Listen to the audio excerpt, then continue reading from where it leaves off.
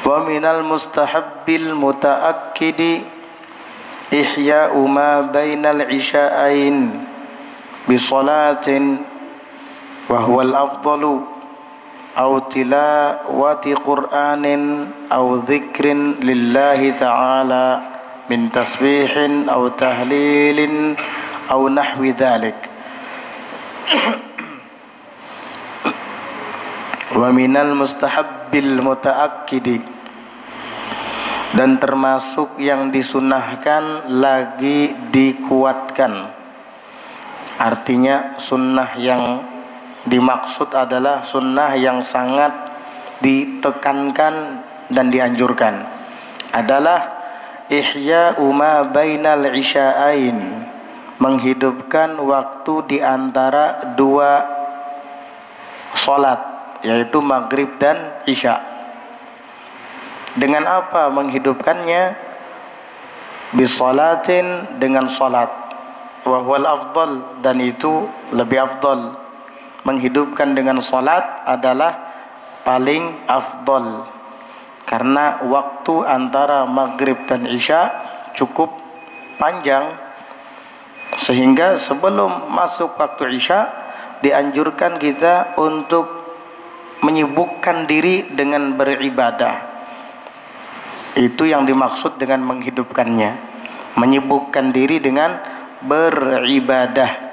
Dan yang terafdal adalah dengan melaksanakan salat-salat sunnah.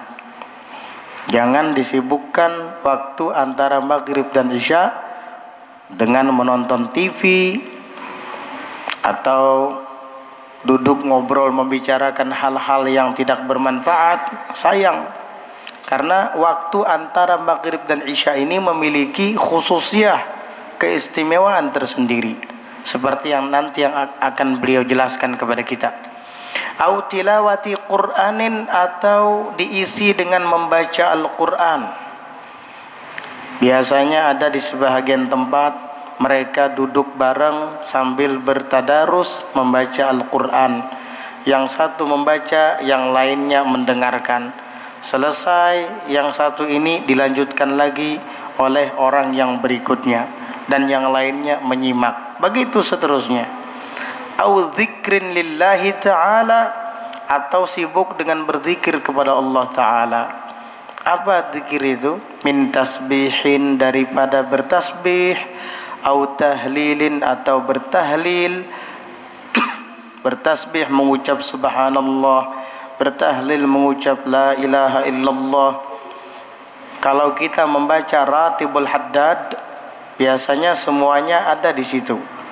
Zikir la ilaha illallahnya ada, tasbihnya ada, dan salawat serta salam kepada Rasulullah sallallahu alaihi wasallam pun ada di situ. Tadi pian membaca sholawat kamilah, itu juga termasuk menghidupkan waktu antara maghrib dan isya dengan ibadah.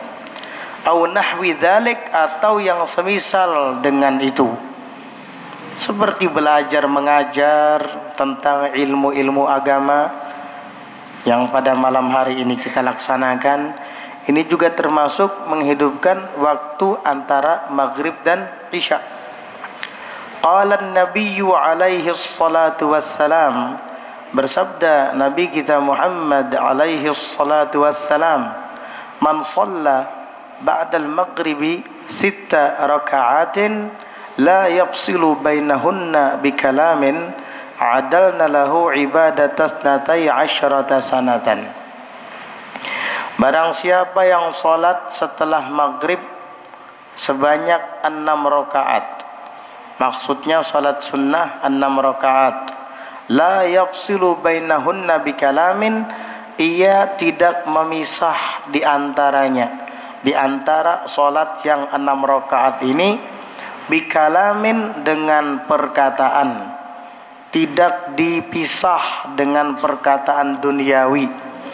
Adalna lahu ibadatas 12 sanatan, maka salat 6 rakaat yang sunnah tadi menandingi baginya atau membandingi baginya ibadatas natai asyarata sanatan, ibadah selama 12 tahun. Ini keutamaan salat sunnah yang dilakukan antara maghrib dan isya. Berapa rakaat? 6 rakaat. 6 rakaat itu dengan 3 kali salam, tapi jangan dipisah dengan perkataan-perkataan duniawi. Salat apa saja itu? Pertama, 2 rakaat salat sunnat ba'diyah. Usolli sunnatal maghrib raka'ataini ba'diyatan lillahi ta'ala. Allahu akbar. Aku berniat salat sunat ba'diyah maghrib 2 rakaat karena Allah Ta'ala. Setelah 2 rakaat kemudian kita pun salam, berdiri lagi. Salat apa? Terserah. Mau salat sunat taubat misalnya, silahkan. Salat sunat taubat. Kemudian takbir lagi. Salat apa? Salat sunat awwabin misalnya. Sehingga jumlah keseluruhan menjadi 6 rakaat. Atau seperti yang kemarin di pelajaran yang telah lewat kita bahas, setelah salat sunat ba'diyah maghrib sebanyak 2 rakaat, dilanjutkan dengan salat sunat tasbih sebanyak 4 rakaat dengan cara yang sudah dijelaskan di pelajaran yang telah lalu. Sehingga 2 rakaat ba'diyah ditambah 4 rakaat salat tasbih menjadi 6 rakaat. Dan nilai ibadah yang kita lakukan melaksanakan salat 6 rakaat di waktu antara maghrib dan isya tadi sama atau sebanding dengan beribadah 12 tahun. Itu 1 malam. Kalau 2 malam kita melaksanakan itu sama seperti beribadah 24 tahun. 3 malam, 4 malam sampai 10 malam sama seperti beribadah selama 120 tahun. Belum tentu usia kita sampai 120 tahun. Apalagi kalau ini sudah dijadikan amaliyah, rutinitas. Setiap selesai maghrib dia tidak akan berbicara apa-apa yang berkenaan dengan dunia kecuali setelah melaksanakan salat sunat 6 rakaat. Hari-hari dia kerjakan seperti itu sampai dia meninggal dunia. Dia kelak akan melihat pahalanya yang begitu besar, sampai-sampai dia kadang-kadang merasa tidak melakukan itu. Kenapa?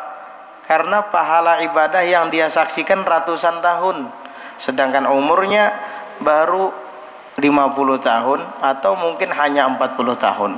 Tapi catatannya seperti beribadah sekian ratus tahun, seperti 100 tahun, 200 tahun, 300 tahun, bahkan hingga ribuan tahun. Loh, kok sampai segini besar amal ibadah yang saya lakukan? Catatannya sampai sekian ribu tahun. Kapan saya melakukan itu ya Allah? Padahal usia saya ketika meninggal dunia hanya 50 tahun, hanya 60 tahun. Tapi kenapa catatannya sampai ribuan tahun seperti ini? Jangan-jangan ini bukan kitab amal saya. Jangan-jangan ini bukan buku saya. Nanti malaikat akan jelaskan, wahai fulan, ini adalah hasil daripada salat sunat yang kamu lakukan setiap malam setelah salat maghrib sebelum masuk waktu isya sebanyak 6 rakaat. Luar biasa, pekerjaannya tidaklah rumit, tidaklah sulit. Hanya salat 6 rakaat dengan 3 kali salam dan tidak dipisah dengan perkataan duniawi. Pahalanya sebesar itu. Tidak berat, tidak sulit, tapi hawa nafsu yang biasanya merasa keberatan dan kesulitan sehingga kita tidak bisa melakukannya. Begitu. Lakukan dan amalkan itu. Kecuali mungkin di saat sedang musafir, di saat dalam perjalanan, lain lagi. Karena di dalam perjalanan itu tidak seperti sedang bermukim. Musafir dengan mukim beda. Makanya ada yang namanya salat muakkad, ada yang tidak muakkad. Kalau yang muakkad itu tidak pernah ditinggalkan oleh Nabi, la hadaran wala safara, baik beliau dalam keadaan bermukim ataupun ketika beliau sedang di perjalanan, tidak pernah ditinggalkan sama Nabi sallallahu alaihi wasallam. Itu disebut dengan muakkadah. Ada lagi salat sunat yang ghairul muakkadah, itu kadang-kadang Nabi melaksanakannya, kadang-kadang tidak. Itu tidak muakkadah. Kalau di perjalanan biasanya ditinggalkan oleh Nabi. Yang muakkad saja dilaksanakan di saat musafir. Nah, tapi kalau dalam keadaan di rumah, tidak ada kesibukan apa-apa, maka jangan ditinggalkan. Wa warada aidan anna man shalla bainal maghribi wal isya 20 rak'atan bunya lahu baitun fil jannah. Dan datang pula sebuah riwayat anna man shalla bainal maghribi wal isya'i, bahwasanya orang yang salat antara maghrib dan isya 20 rakaatan, sebanyak 20 rakaat, bunya lahu baitun fil jannah, maka dibangunkan baginya rumah atau istana fil jannah, di surga. Berapa rakaat? 20 rakaat. Maharnya cuma 20 rakaat salat setelah maghrib. Berapa? Apa yang kita dapat? Istana di surga. Kalau kita sudah punya istana atau rumah di surga, artinya apa? Artinya kita akan menempatinya di situ kelak. Berarti kita termasuk ahlul jannah, penghuni surga. Gak mungkin rumahnya dibangunkan, orangnya di neraka. Gak mungkin. Nah ini, makanya ini adalah waktu yang sangat istimewa setelah sholat maghrib sebelum masuk waktu isya. Jika kita melaksanakannya sholat sunat tadi sebanyak 20 rakaat, itu sudah masuk yang 6 rakaat tadi. Seperti beribadah 12 tahun. Ditambahkan lagi setelah 6 rakaat 14 rakaat, sehingga genap menjadi 20 rakaat sholat sunnah. Maka dibangunkan baginya rumah di surga. Ayo booking dari sekarang, ya, banyak-banyak bangun rumah di surga sana. Kalau kita mau membangun perumahan, bayar, ada DP-nya, ada bulanannya. Itu rumah di dunia dan tidak akan kekal selamanya. Tetapi jika ingin membooking rumah yang kekal abadi selama-lamanya di surga kelak, gratis. Maksudnya tidak perlu mengeluarkan uang, cukup dengan hanya sembahyang 20 rakaat sunnah setelah maghrib. Oh, saya sudah pernah mengerjakan itu 3 malam. Berarti kamu sudah punya 3 rumah di sana. Kurang itu, tambahkan lagi, lebih daripada 3. Iya, sayang kalau hanya cuma 3. Ditambahkan lagi. Setiap malam 20 rakaat, minimal seminggu sekali. Pilih malam apa yang kamu sekiranya kosong daripada kesibukan, isi dengan salat sunnah 20 rakaat. Niatnya apa? Ya salat sunat awabin saja. Itu adalah an-naflul mutlaq. Usolli sunnata al-awwabina atau salatil awwabina lillahi ta'ala. Sahajaku sembahyang salat sunnat awwabin 2 rakaat karena Allah Ta'ala. Usolli sunnata salatil awwabina raka'ataini lillahi ta'ala. Wabil jumlati, dan kesimpulannya, fahadal waktu, maka waktu ini antara maghrib dan isya, min asyrafil awqati wa afdaliha, termasuk daripada waktu yang termulia dan yang terafdal. sehari semalam 24 jam. Di dalam 24 jam itu ada waktu-waktu istimewa. Banyak sebenarnya. Waktu duha istimewa.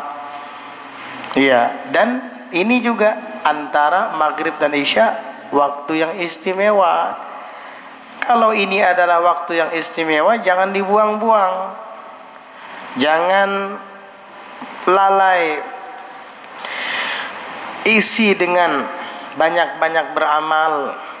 Karena itulah kelak yang akan menjadi teman kita di kubur di saat kita sedang sendirian. Ya man bidunyahu ishtaghal qad gharrahu tulul amal wal mautu ya'ti baghtatan wal qabru sunduqul amal. Wahai orang yang sibuk dengan dunia, sungguh ia telah tertipu oleh panjangnya angan-angan, sedangkan maut datangnya secara mendadak, dan kubur adalah kotak amal. Sudah kita isi dengan apa kotak amal kita di kuburan? Jangan sibuk mengisi saldo di bank saja. Jangan sibuk mengisi tabungan atau berangkas dengan uang saja. Isi juga tuh kuburan dengan amal. Itu yang akan menjadi kawan dan sahabatmu kelak di saat kamu sendirian di dalam lubang yang hanya berukuran 1 meter kali 2 meter itu. Wal qabru sunduqul amal. Jangan tertipu dengan panjangnya angan-angan, jangan sibuk dengan dunia sehingga lupa dengan akhirat, lupa dengan barzakh.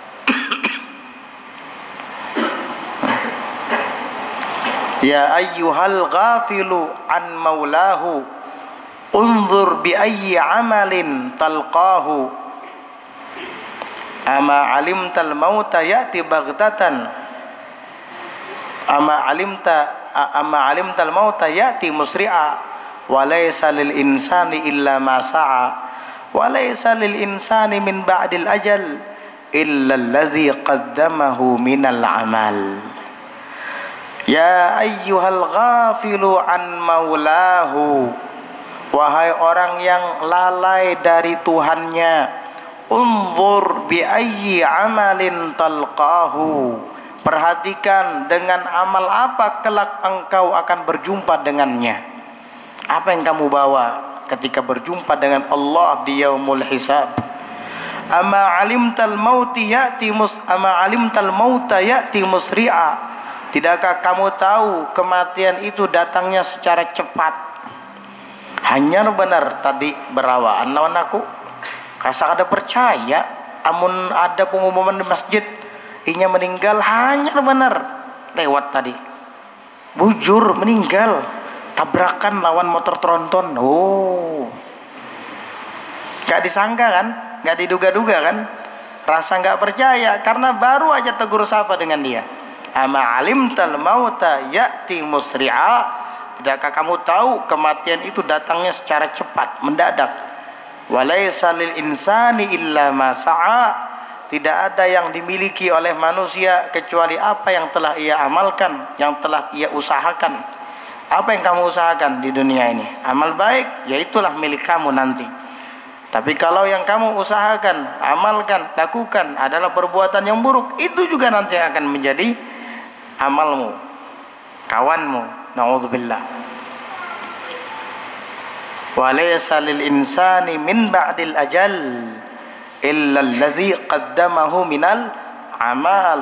Tidak ada bagi manusia setelah ajalnya tiba kecuali apa yang telah ia dahulukan di dunia daripada amal. Itu sahabatnya.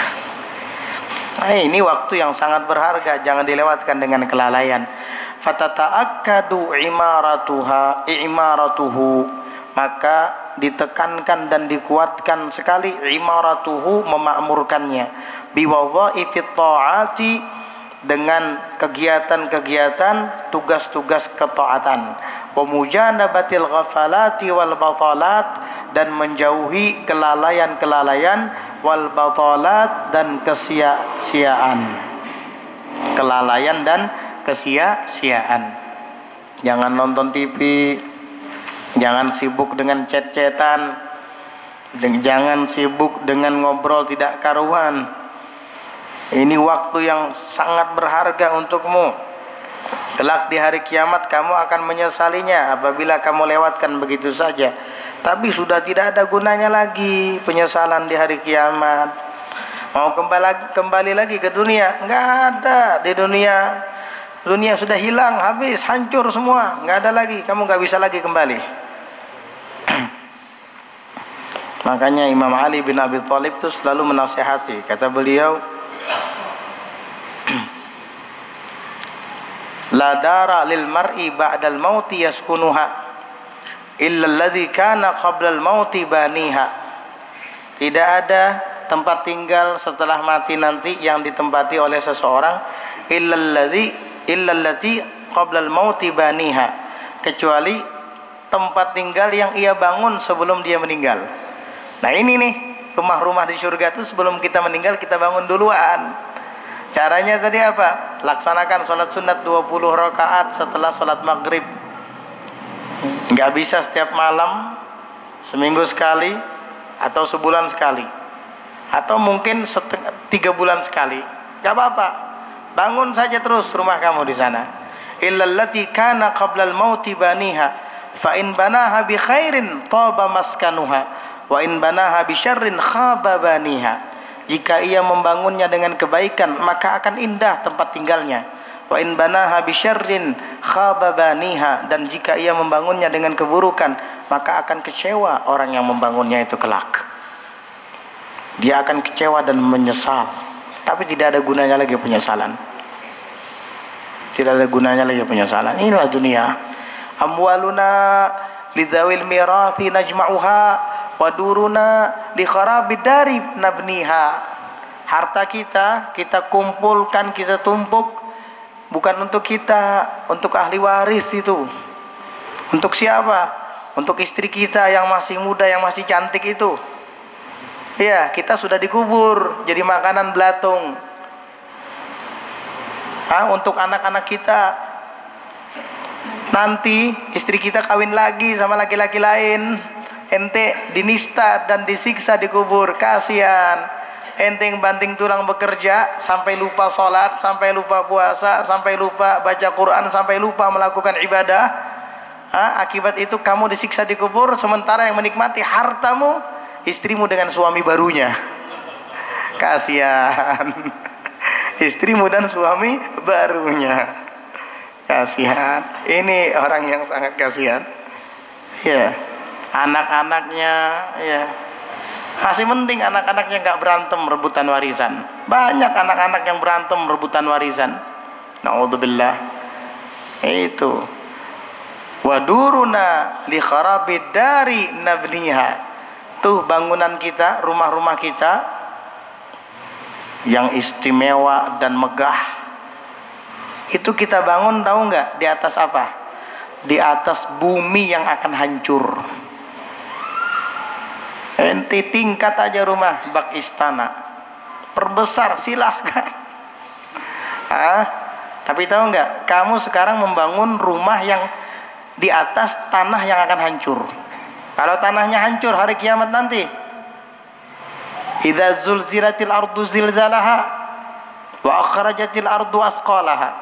Apabila diguncangkan bumi ini dengan guncangan yang dahsyat dan ia akan memuntahkan seluruh isi perutnya, apakah rumahmu tetap bertahan?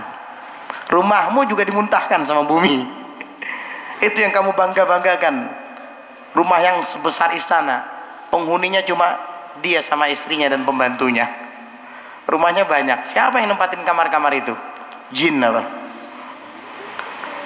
Allahu Akbar. Lupa kamu itu. Lupa. Ini kamu sedang membangun bangunan di atas bumi, dan bumi sebentar lagi akan hancur. Idza zulzilatul ardu zilzalah, diguncangkan oleh Allah dengan guncangan yang dahsyat. Wa akhrajatil ardu athqalaha, dan bumi akan memuntahkan seluruh isi perutnya keluar. Batu bara nggak usah ditambangi lagi, keluar sendiri batu bara. nggak usah pakai nyari-nyari alat, nggak usah nyari ekskavator, nggak usah, keluar sendiri nanti. Tapi nggak laku lagi, nggak ada yang berminat lagi sama batu bara. Semua lari, kabur, ketakutan. Likul limri'in minhum yawma idzin sya'nu yughni.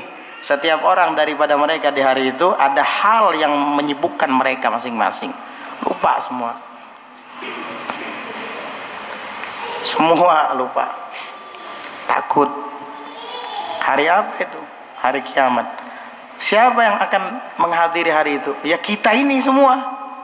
Lupa kamu? Lalai? Gak sadar kalau kelak menghadiri hari itu? Apa yang sudah kita siapkan? Pertanyaannya, apa yang sudah kita siapkan? Unzur bi ayyi amalin talqahu. Perhatikan dengan amal apa kelak engkau akan bertemu dengan Allah Subhanahu wa taala. Mudah-mudahan kita diberi taufik untuk bisa melakukan amal kebajikan. Amin. Wa warada, dan datang riwayat, wa warada karahatun naumi qabla salatil isya, dan datang riwayat dimakruhkannya tidur sebelum salat isya. Perhatikan baik-baik. Setelah salat maghrib jangan guring. Capek-capeknya kamu jangan tidur. Tapi capek banget, mata saya ngantuk. Ambil wudu, hilang ngantuknya insyaallah. Masih saya minum kopi pahit. Insyaallah hilang ngantuknya. Iya. Udah, jangan tidur setelah salat maghrib, sebelum salat isya. Jangan tidur. Ya. Fahdhar minhu, maka hati-hatilah kamu darinya. Wa huwa min adatil yahud, dan ia tidur setelah maghrib sebelum isya itu kebiasaan orang Yahudi. Orang Yahudi itu tidurnya setelah maghrib tuh, sebelum masuk waktu isya udah tidur mereka. Tidur. Yahudi, tuh Israel tuh Yahudi tuh. Tidur tuh habis maghrib, tidur tuh sebelum isya. Kita orang muslim jangan kayak gitu. Emang orang Yahudi sholat maghrib? Ya enggak lah. Maksudnya di waktu itu. Orang Yahudi sholat maghrib di waktu itu maksudnya. Jangan tidur. Kenapa? Kebiasaan orang Yahudi. Wa fil hadis, dan di dalam hadis disebutkan, man nama qabla salatil isya'il akhirati fala anama Allahu ainah. Kata Nabi sallallahu alaihi wasallam bersabda, barang siapa yang tidur sebelum salat isya yang akhir, maka mudah-mudahan Allah tidak menidurkan matanya, kata Nabi.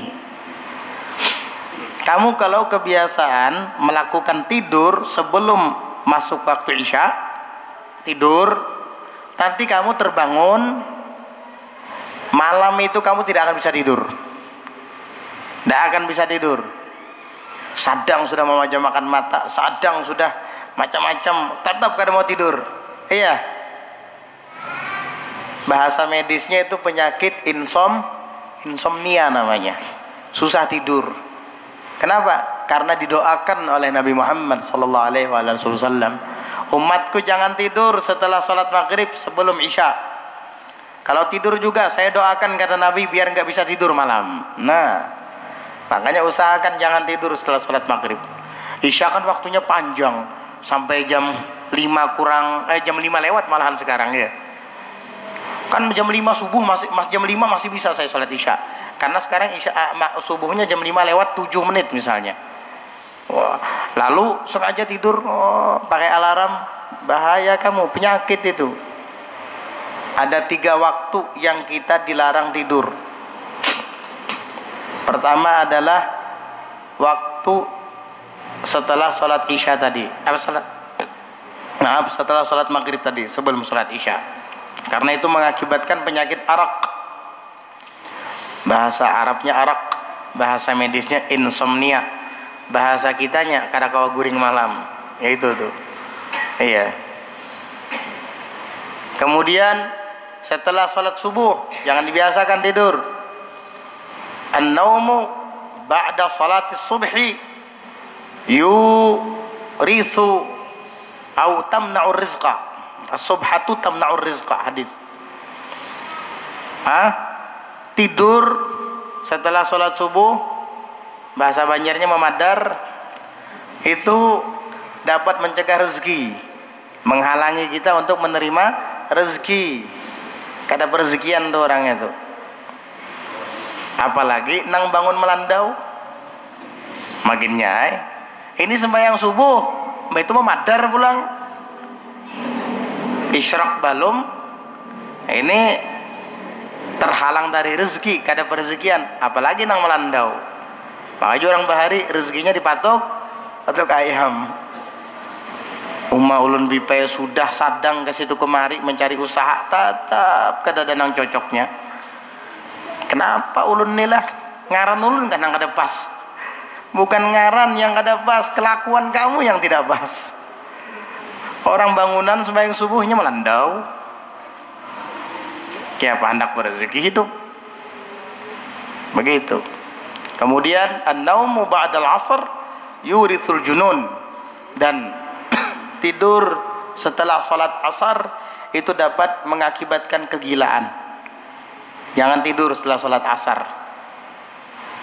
Biasanya kalau kita tidur sore pas waktu asar itu, setelah asar, pasti ketika bangun tidur badan tuh lemas, sakit-sakit karena uratnya tegang. Matahari mau terbenam itu dilarang tidur. Matahari kan sudah mulai, setelah asar itu sudah mulai sore, senja. Jangan tidur, itu nggak bagus. Tidur waktu itu membuat urat-urat saraf kita tegang. Pantas kalau dikatakan dapat mengakibatkan kegilaan. Makanya orang kalau sudah tidur setelah asar, pas adzan maghrib Allahu Akbar bangun, rasa subuh. Subuh. Padahal maghrib, linglung jadinya. Ada seorang syekh bilang sama muridnya, hati-hati jangan tidur setelah sholat asar. Kalau kamu membiasakan tidur setelah sholat asar 40 hari, kamu akan jadi orang gila, kata gurunya. Rupanya ada di antara jamaah majelis yang tidak percaya. Akhirnya dia praktek di rumah.